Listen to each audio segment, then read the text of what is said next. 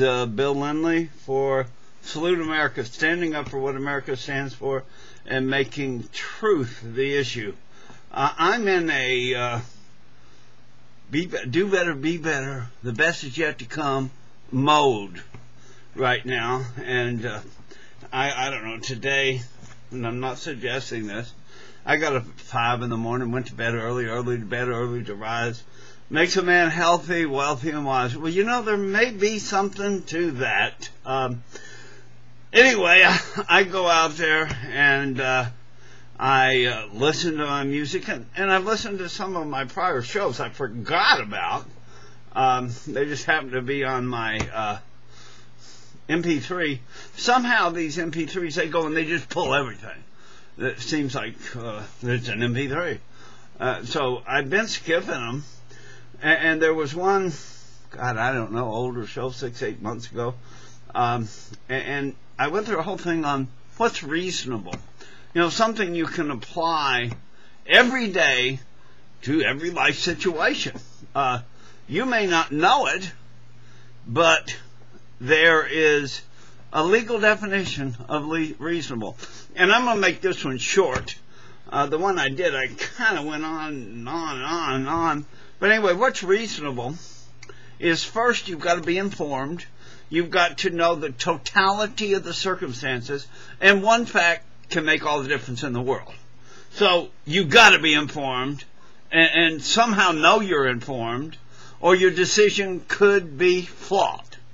So, assuming you get that, the second thing you do is you balance. Everything is a balancing test.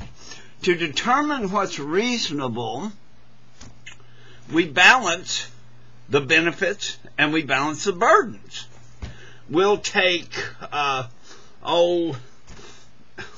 use the Iraq War. Okay, what is the burden of going to war in Iraq? Well, it's life and death and, our treasure and, more taxes and, whatever you want to call the burdens of going to war. Anger by other countries around the world, death to innocent civilians there, the impact on our troops and their families, and major burdens in going to war. And then what's the benefits?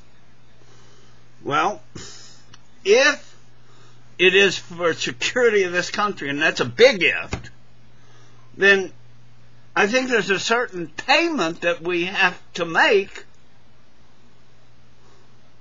for that peace of mind, for that security. I mean, we definitely have to have armies in this day and age, and we have to pay taxes to support those armies. Do we have to go to war? Maybe sometimes. All wars aren't wrong. In my personal opinion, the Iraq War and the Afghanistan War have very little to do with protecting us here. I know the argument, and it's kind of a cute little cliche. We've got to fight them in Baghdad, or we'll be fighting them in Boston. Well, if the concern is them getting across our borders, we're really not devoting too much to that in comparison to what we're doing to devote to occupying, invading, taking over, expanding the empire, however you want to put it. Yeah, that's a biased statement. Empire. I believe we have empire. But we're not doing a very good job keeping people from getting in here so they can attack us in Boston. We have, or had, I don't think it's changed a lot, 10,000 troops, not troops, jeez, 10,000 persons crossing across the Mexican border a day. And just during the Bush term, and I don't think it's probably changed that much, since we put that fence, maybe it makes it a little bit more difficult, but they're getting across. 200,000 other than Mexicans. That's people from anywhere in the world, not just Mexicans. 200,000 of them have gotten across here. Now, we talk about that Bush has kept us protected for all these years. That's the one thing you got to credit him. Well, I don't know if we're protected from something if that something doesn't exist or they haven't tried. You know, I just don't believe, to me, it just is completely unreasonable to believe that we can't prevent the occasional suicide bombing or attack inside the green zone, which is the most protected, secure area in the world, yet somehow we're stopping them from coming across the border and going in and attacking cities in America. Just totally bizarre logic or lack of consideration of the issue.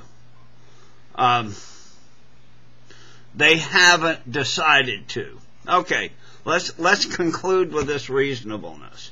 Okay, so if you believe that somehow the war in Iraq and Afghanistan and maybe Iran and Pakistan and all over the world, if somehow those wars are making us safer, I don't think they are. Then when you balance the burden of the war, which is tremendous, maybe you could say the war was a reasonable decision.